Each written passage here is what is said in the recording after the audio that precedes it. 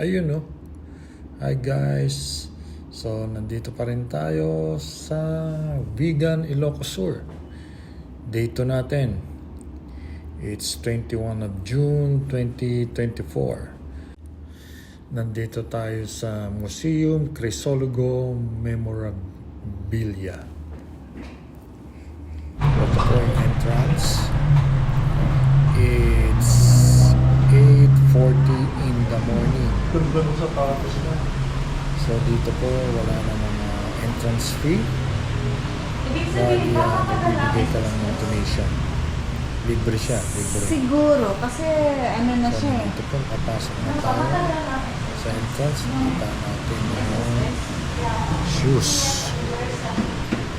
Sapatos, mga damit niya, ng Yun, binigyan kami ng documentary sa NFA ko lang. So diretso pa rin po tayo. Makikita natin dito yung opisina niya. Yun yung table niya. Tapos yung mga pictures. Kasi nung araw nag-serve siya sa military. So ito, diretso lang po tayo. Makikita niyo dyan, iba't ibang klaseng litrato ng mga sundalo, yung mga award na nakuha niya. So ito po yung sa kaliwa, ayan yung mga sombrero na collection niya sa mga lugar na pinunta niya sa Batanes, sa Bohol, sa Vietnam, sa Ilocos mismo, Marinduque. Diyan, mahilig pala siya mag-collect ng mga sombrero. Father niya pala. So meron pong tour guide dito, ayan si ate. So diretso tayo, agad tayo sa Ani taas Bingbong Crisologo. para makita pa rin natin ito po ang nasa loob ng bahay nila ng mga Crisologo family. Ito, naka-red carpet pa tayo.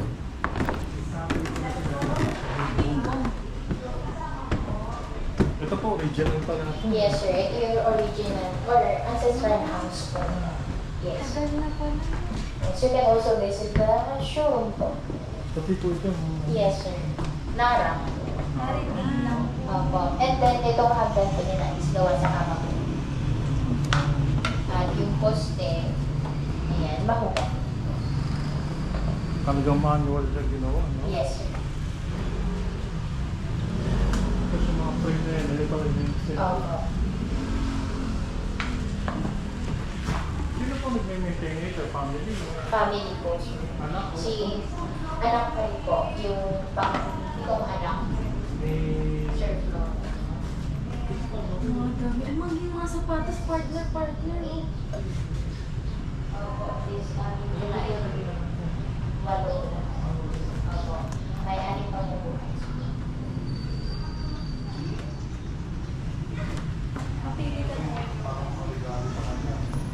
Yes, sir.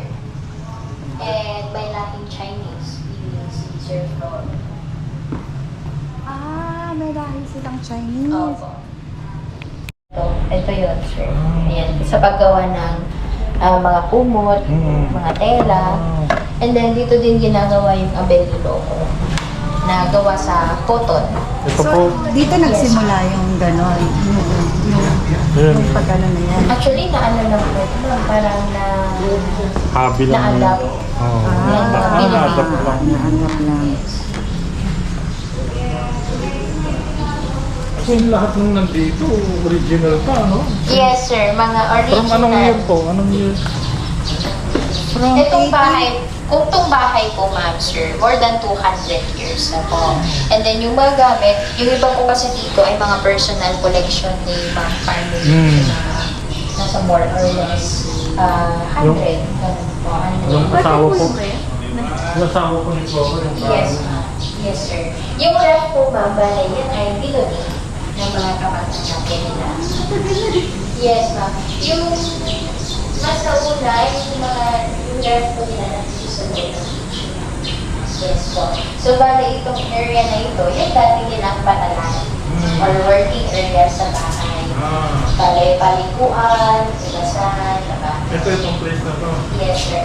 Pero nung pumasok po ang mga later generation sa politika, doon na po nila tinurture dining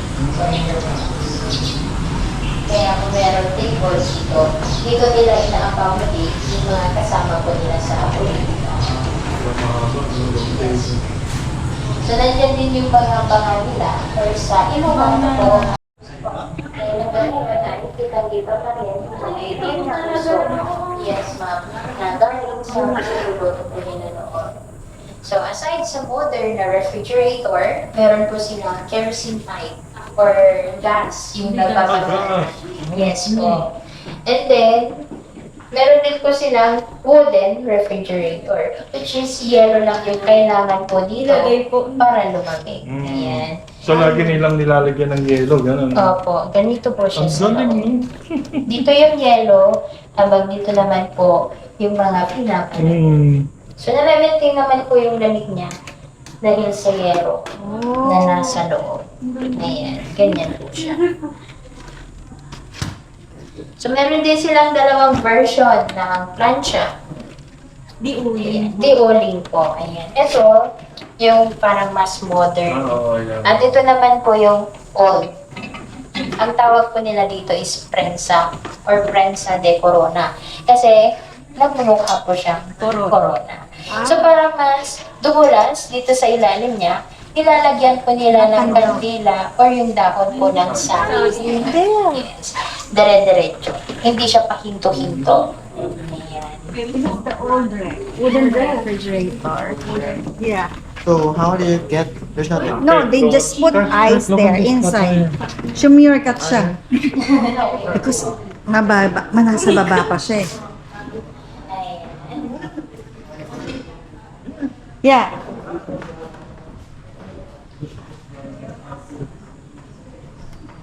Itong mga wine na to, matatagal na rin. Oo, ma'am. Yung iba po niyan, hindi pa po nabubuksan. Oo, no? 100 years. More or less. More or less, ganun, no? Oh. Ayan. So, this area po is the mini dining area. Pero bago po nila kinonvert, ito po ang dating kwarto ng mga caretakers po nila. Yes. Perfect. Kinonvert lang po into mini dining area. Mini dining area. Pero saan ngayon ang present dining? Ito. Yes. Ito po mga since Oo, matagal na More or siya. less 100. Yes po. Yung iba po, ma'am. Ayan. Ito yung boys room So, ito nila. naman po ang boys bedroom. Ang kwarto nila Sir Bimbo, Sir Rocky, and Sir Bule. Tatlong lalaki po. Meron pang 5 babae. A total of 8. Total of 8 sila.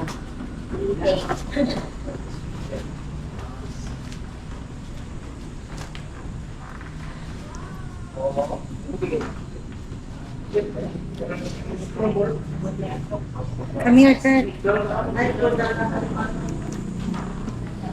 Ayan. So, sila naman po ang mga collection ni Ma'am Carmelie na inilalabas ko pag may procession po dito sa Bigan. And until now po, Until now, nilalabas. Yes. Okay.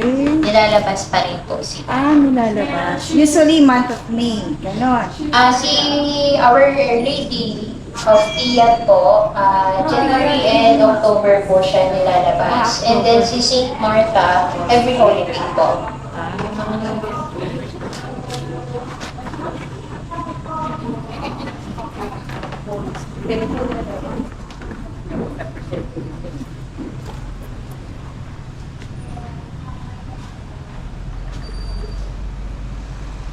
Ayan, so ito na po ang kanilang living room.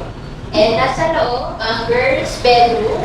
And the other side is the master's bedroom.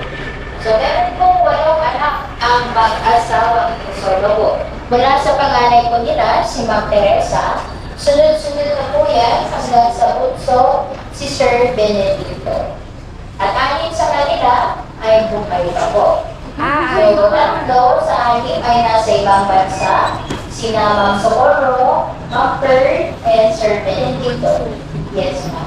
Ang pangalan ng anak ay nasa Iloilo, habang si Sir Pico and Ma'am Carmelita ay parehong nasa Quezon City. Oo, nasa Pero usually, si Ma'am Carmelita po ay siya yung pabalik-balik po dito sa bilet. Then siya yung nag-manage ng mga business po niya. So yung dalawang anak na nangyayaman na, si Ma'am Concepcion po ay namatay po sa car accident sa isang European tour sa Italy, year 1964. And then si Sir Jose Flor naman po, recently lang po siya namatay dahil po sa kidney failure. So, yes sir. Around 60 po. Mga bata pa rin pala, no? Opo. Ayan. Bas Si Sir Bibo po pangatlo sa 8 anak. Ayan. Siya yung panganay sa mga lalaki. Si Sir Bibo. So ito saan nanunuto ng Floro? yes, ma'am. So more than 200 years na po itong bahay. Parang sila lang yung tumira dito, si Opo. Floro. Yes. Pero sa mga tatay to, sa mga ganun. Sa lolo. Lolo.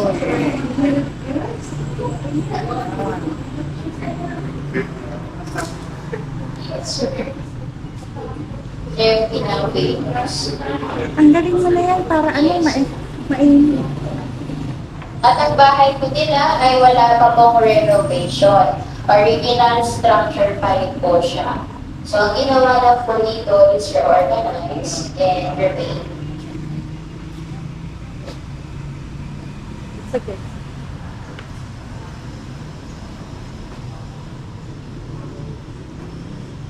Okay. So, ito sila naman po ang mga younger generation sa mga Cristolo ito. Mga pamilya na po ng mga Mula na ako.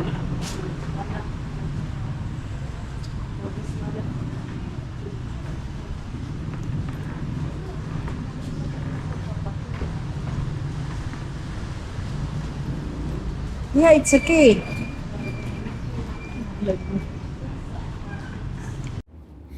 So ito po, nasa second floor tayo. Dumami na rin ang mga tao. So ang daming mga frame. Andyan yung mga awards na natanggap ni Bingbong Crisologo. Andyan din yung mga nangyaring assassination sa kanya. Basahin mo lang. Nakakalungkot.